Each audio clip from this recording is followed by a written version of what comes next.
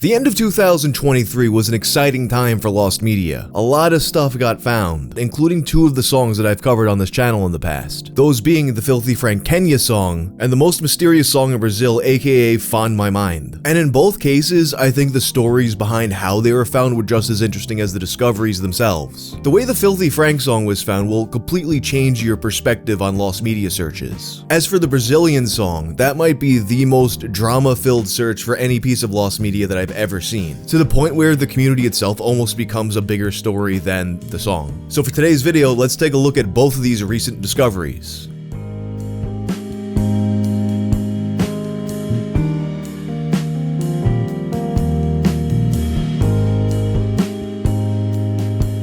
This video is sponsored by Helix. Helix makes premium mattresses and bedding custom fit to your needs and shipped right to your door. Everyone sleeps differently, so Helix has you take a sleep quiz to match your body type and sleep preferences. I'm a side sleeper, so Helix set me up with a Sunset mattress. Helix recently launched their newest and most high-end collection yet, the Helix Elite mattress. They put their years of extensive mattress expertise to use to create a truly elevated sleep experience. The Helix Elite collection includes 6 different mattress models to combine high-end luxury with personalized comfort tailored to your preferences. Helix delivers your mattress right to your door with free shipping in the US. Comes rolled up in a box and it's easy to set up. And to make sure you love your Helix mattress, there's a 100 nights of sleep trial. You also get a 10-year warranty, as well as financing options and flexible payment plans. And Helix mattresses are fiberglass free. I've been sleeping on Helix mattresses for a few years now, and it's some amazing sleep that I'm getting. And the Glacio Tex upgrade that I got makes sure that I always feel cool when I sleep. I love my Helix mattress, and I think you would too. So if you're looking for a new bed, check out Helix. You can just click the link below or go to helixsleep.com/wang. You'll get 20% off your Helix mattress, plus 2 free pillows. Let's begin with the Filthy Frank song. I originally covered this song in December of 2020, but let's have a quick refresher. In 2013, the song was featured in a Filthy Frank video called How to Pick Up Girls in 30 Different Cultures. In the part about Kenya, there's a song in the background. Nobody had been able to identify it, and even Frank himself said he had no idea what it was. Then on December 2nd of this past year, a YouTuber named NB Duckman covers the story. His video clocks in at over 15 minutes and goes a bit further in depth than mine did, including confirming some of the evidence that was just rumors in the past, and also finding some brand new leads. He also put up a $300 reward of his own money for finding the song. At the time, NB Duckman had just under 5,000 subscribers, and the video itself only had 856 views. But incredibly, it was one of those 856 people that found the song, settling this decade-long mystery in just under 7 hours. The viewer, a New Zealander named Damn Peggy, explained how he found it. On YouTube, he searched Ugandan gospel before 2013. He found a song called Yesu Mimi Nakupenda Sana by Samuel Olowo. This wasn't the song, but it sounded similar. He noticed that in the description it said East Ugandan, so he tried searching East Ugandan gospel before 2013. And there it was. Second result, uploaded 12 years ago. Katonda Alinawe by David SonJC. Throughout the search, you have people doing things like trying to contact Ugandan pastors and find obscure record stores, and there it was the whole time, just a YouTube search away. NB Duckman goes into more detail about the song's discovery in his video about it, so I highly recommend watching his as well as subscribing to his channel because he has way too few subscribers for the quality of his work. And I really like that this mystery was solved this way because it puts a lot of things into perspective. You know, you've had people all over the internet that were hyper-focused on this search for like a decade. My video about it has about 350,000 views, and over the years I've had people message me with various leads that kind of went nowhere. And then 856 people watched this guy's video and it's solved in 7 hours. All because one of those people searched slightly differently from how people did in the past. So if you ever thought, oh, I'd like to cover this story, but there's no point because Wang did it already, clearly you shouldn't be thinking that way. Now let's go to Brazil. Find My Mind. I covered this song back in July of 2021. The song was recorded off of Transamerica Radio in Brazil at some point in the early 90s, and was referred to as Find My Mind or Nowhere to Run because of lyrics in the song that people could make out.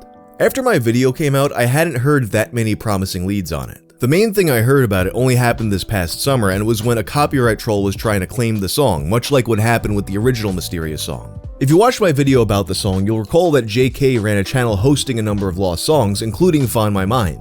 The channel became a target of this copyright troll because, you know, it's a lot easier to pretend you own a lost song than one that someone else clearly owns. Ultimately, YouTube took the channel down, ignoring the evidence that this person did not own the song. Honestly, on top of being a dick move, it's just stupid. Instead of raking in free money from false claims, they issue strikes, killing the channel. It's like a parasite that kills its host and dies itself as a result. But I've noticed that throughout the years of covering lost media, there's just something about this topic that attracts people who really don't want anything other than to ruin the search. And even one person can do a lot of damage. In terms of actual promising leads though, I hadn't heard anything until this past September. People started to message me about the song and its creator possibly being discovered. And I would also receive messages from people saying that this whole thing is a hoax. So here's what happens. On September 24th, a user named Skirty arrives, noting that the search seems relatively inactive. He also says that although a lot of the search has led people to look into European or Japanese artists, he's convinced it's a Brazilian that made it. And as a Brazilian himself, he's going to reach out to local radio stations and broadcasters and try and find any leads. And a bit later, he has something that he thinks is promising. So there is a theory that Find My Mind was based on a sample of an Italo disco song called Each Time I Touch You by Valentino. And if you listen to the intro to that song, you can definitely hear it. Now, Valentino was previously a really big lead for this case. It ultimately went nowhere, but it was one of those leads that kept on coming back. So every time a new person came around and said, hey, how about Valentino? Everyone that had been around for a while was like, ugh. It became such a meme that Robotical Halloween in the Discord server created a message from Valentino. I did not sing Find My Mind, you fucking idiot. So here comes Skirty bringing back Valentino, but he's not saying that Valentino did it. He's saying a Brazilian sampled Valentino's song, and according to Skirty, he said this was very common throughout the 90s up until around 2006, where Brazilian cover bands would take an Italo disco song or a Eurodance song like this and remix it. So he figured that this was another one like that just didn't take off. He would later notice a comment on a fan-made interpretation of a Radio Cidade broadcast playing Find My Mind. The comment mentioned that there's an old cover band in Recife called Maquinas na Pista, and if it's made by someone there, they probably know who. Skirty found the band, who were actually still active, and shot them a message about it. And surprisingly, in a few days, they actually responded. The member he spoke to told them that the song's not theirs, but they know who made it. They said the song had been made by two men from Recife, produced by Eddie Valcan, with vocals by Sergio Dourado. They said this with complete certainty and even linked to their profiles. And although this was a huge lead, there was some skepticism, which, with the amount of trolling that goes on in lost media, it's understandable. But Skirty took a bit of offense at the skepticism, asking if people didn't think it was possible for a Brazilian to have made this song, or if they're just not taking him seriously because he's new to the search. In any case, everyone seems to be in agreement that this is a lead that shouldn't be ignored. Skirty found samples of Sergio and Eddie's work, including a Pet Shop Boys remix produced by Eddie. The next day, another Brazilian redditor named Chrono Zedu would get in touch with Eddie. Eddie confirmed that this was his song. He said the actual name of it was Feels Like a Wish. He also sent the lyrics, and it's important to note that the lyrics he sent include words that appear before the clip we've all heard. That means that if he's telling the truth, there's a completely lost segment of the song that nobody's heard before. So providing that segment would be absolute proof that he is the real deal. Meanwhile, Skirty had been talking to Sergio, who provided much of the same information. But Sergio also said that he's not actually the vocalist. He said it was actually a man named Andre who sung on that song. He concludes by talking about the conversation with Eddie. Eddie was very happy and surprised to see such a commotion in search of the authors of a sound he made years ago, which was a very personal work about platonic love, and also sharing a little more of his portfolio with Kronos. He showed to Eddie about Wang's video, and he had no idea about the size and proportion of his work nowadays. I will share some screenshots about this conversation soon as we get more information and concrete proofs. But here is my first conversation with Kronos, also some screenshots about his first conversation with Eddie. So this is everything we have now. I'm not the best doing this, and as I said on Discord, I'm just another Brazilian believing on the potential of my country to make some bangers. Meanwhile in the Discord, Eduardo Rodriguez, who I believe is Kronos from Reddit, had gotten word from Eddie that he's looking through hard drives and will send over the audio. Skirty says in Discord, looks like me and Eduardo Rodriguez solved the mystery. Just waiting for the recorded song and real proofs, but I have no doubt. Although there's a lot of excitement about this, people aren't quite ready to declare it solved yet. Because how many times has a person claimed to be behind a song and then it turned out they're full of shit? But Skirty is taking people's skepticism as an affront to his country. I'll come back later. This guys really don't want to believe that this song was created here, lol. Yeah, I'm probably a troll, just trolling everyone, come on. So, one of the main reasons that a lot of people were ruling out Brazil was that the synths identified in the song wouldn't have been available there at the time. Skirty interprets this as people saying Brazil is a poor country, which he takes offense to. But as it turned out, there actually was an explanation for this. According to his conversation with Eduardo, Eddie was living in New York when he made the song. In fact, on top of the synths used, that makes even more sense because New York at the time was the center of the freestyle movement. So if you're a producer of electronic music living in New York City at that time, there's no escaping the kind of vibe that you hear in this song. In any case, a few users explained to Skirty why everyone is so skeptical here and not quite ready to declare the mystery solved, and he understands. Another user named Minish had also been speaking to Eddie. As a freestyle and Italo dance producer herself, she was picking his brain about the gear he used. And the gear list he sent her lined up with what could have been used to make the song. But then he said something that threw a lot of people off. Now instead of just posting the song, he wanted to make a remaster, which he would post along with some new music. A few people were worried that this meant he was going to rebuild the song from scratch and try to fake ownership, but that's generally not what a remaster is. You're just adjusting levels and whatnot to try and make it sound better. It's totally understandable that a guy who made this song decades ago would want to approach it differently now, especially when he has so much attention and in his mind he wants to put his best work forward. And as Ultra J and Rain pointed out in the Discord, this isn't unusual, and there's other examples of artists of found lost media songs doing remasters. That being said, there was a sentiment that I saw a lot that I agree with. It's that attempts to remaster older songs often make them worse. Remastered songs often wind up feeling sterile and overproduced. It's also a process that could take some time, maybe a month or more, and he didn't seem willing to upload the original version. And then he'd later tell Minish that he was looking for a label to distribute the music, which is an even longer process. While this is all going on, people are trying to verify the song by looking up registration info. He provides a user named Pencil D with information about the song. I produced that song in 1989 and registered in 1991. My project was named Station K. The name of the song is Feels Like a Wish. I created it when I was in New York City, and the lead vocals by Andrew N. He then also mentions the remaster to Pencil. Pencil responds by asking if he can hear some of the unfinished version. Here's how Eddie responds. Dude, I'm busy and don't have time for that. But I'm the creator. Don't you believe me? Now, the server had a rule about not contacting leads without permission so you don't scare them off. But apparently it was actually Eddie who initiated the conversation with him after he added him on Instagram. This exchange now starts to turn a lot of people against Eddie. Why is he being so defensive all of a sudden? And people can't seem to find this information on any known database. Now at this point, I was completely unaware of any of this ongoing drama, but I had heard that this was potentially solved, so I did an extremely rare thing and I popped onto Discord to ask about it.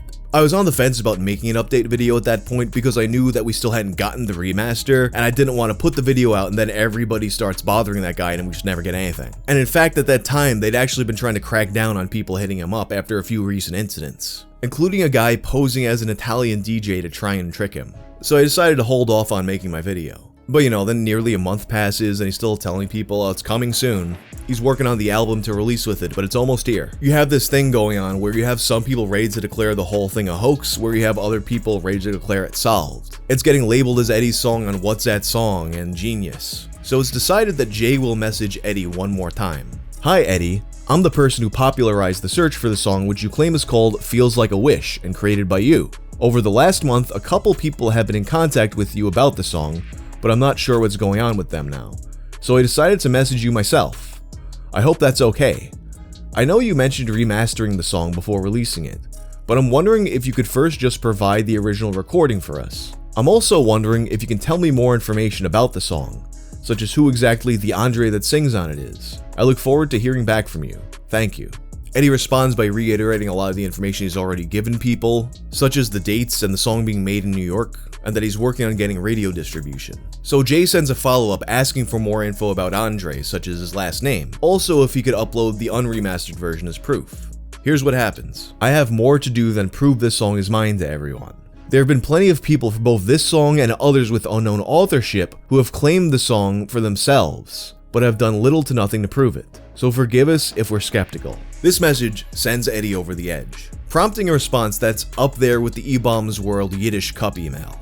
My nobleman, and why should I have to prove anything to you or anyone else in the world? You're so pathetic.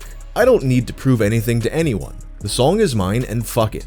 I don't give a shit if you believe it or not. I have much more to do with my life than talking to strangers of dubious character or proving something to someone else. Fuck off your impetulance. Do you really think I'm a fool? Do you really think you're fooling me and think I don't know you're a criminal? You have a fake profile, evasive and lacking in information, and you are there trying to scam people or trying to illegally appropriate the works of others. So listen well. And just remembering that if you or anyone else in the world make an unauthorized use of my song, I'll file a lawsuit up your ass.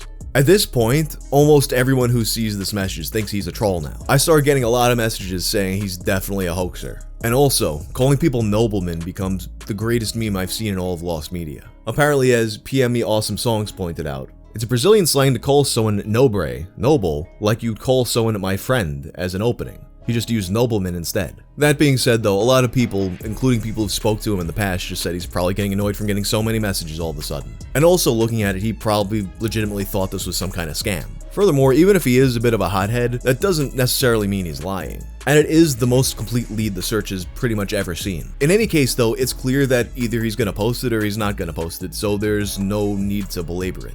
The search has to go on. A Discord user named Opals wound up finding a dentist in Recife named Andre Nobrega on Facebook.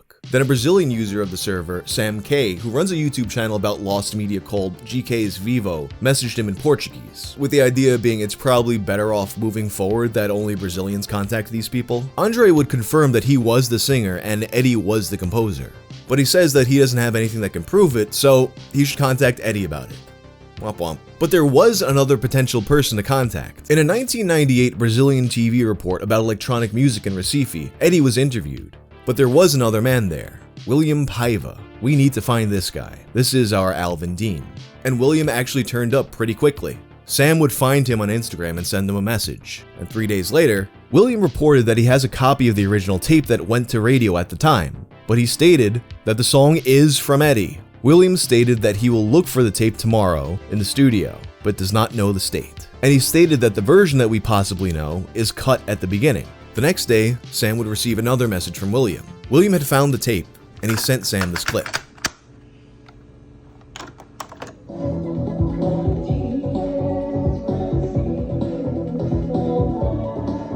People still weren't fully convinced though, because it didn't show the missing intro. Just the part that's already been heard, so there could be some kind of trickery going on here. But then, William joins the Discord himself, and as he's digitizing the song, he posts this.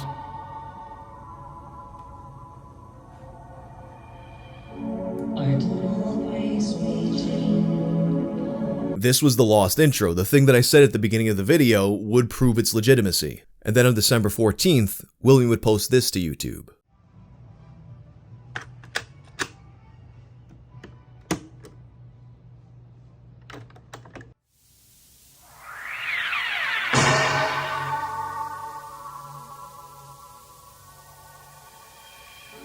I don't know what makes me drink, but I know what makes me think.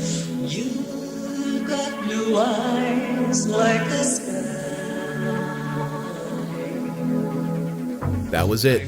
Find My Mind had been found, which also means that, much to the chagrin of a lot of people involved in this search, it was Eddie all along. William clarified too that he had no actual involvement in the creation of this song. He was just acquainted with Eddie by being involved in the same local scene. Eddie comments, "Finally, the truth came out. A slap in the face to everyone who doubted me. Thanks, William Paiva. You rock." And on December 20th, Eddie would finally post his version of the song. And in the comments of William's video, Eddie mentions that he's currently working with a filmmaker to make a documentary about the song and its discovery, to give us the perspective of a guy who learned that his 30-year-old song is suddenly the center of an internet mystery. And thus, the case of Find My Mind has been solved. But the drama still persists as Skirty does his victory lap, and the rest of the server fights with him. It's always been really funny to me how, of all the topics I cover on this channel, Lost Media is by far the most G-rated, inoffensive stuff. It consistently creates the most drama-filled communities around it. This has got to be like some kind of psychological thing that should be studied. But anyway, that's all for now. If you like this video, turn on notifications and check out my video about Panchico. I'm out.